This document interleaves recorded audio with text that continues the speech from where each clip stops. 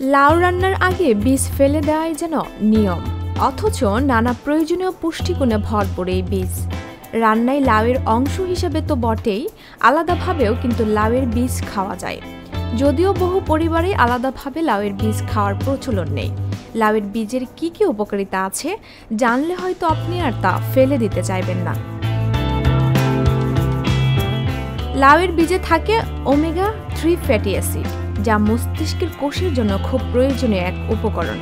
লাউয়ের বীজের ইতিবাচক প্রভাব আছে স্মৃতিশক্তি ও বুদ্ধিমত্তার উপর। বাড়ন্ত শিশুর বুদ্ধিবৃত্তিক বিকাশের জন্য তাই লাউয়ের বীজ উপকারী।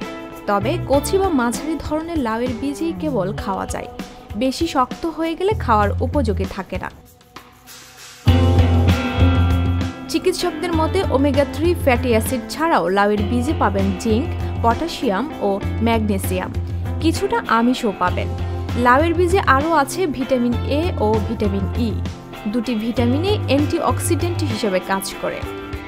মস্তিষ্কের কার্যক্ষমতা ও দৃষ্টিশক্তির স্বাভাবিকতা বজায় রাখতে সাহায্য করে লাউয়ের বীজ। দেহের বিভিন্ন কোষের কার্যকারিতা স্বাভাবিক রাখতেও ভূমিকা রাখে। লাউয়ের বীজ খেলে ভালো ঘুমও হতে পারে, বাড়ে রোগ প্রতিরোধ ক্ষমতা। সবচেয়ে বড় কথা, এটা একেবারেই সহজলভ্য। এই বীজ তো আলাদাভাবে কিনতে হয় না। বিনামূল্যে এত উপকার মিলছে যে উপাদান থেকে, তা ফেলে দিয়ে পুষ্টিগুণ থেকে বঞ্চিত হবেন কেন? ডেস্ক রিপোর্ট, ভোরের পাতা।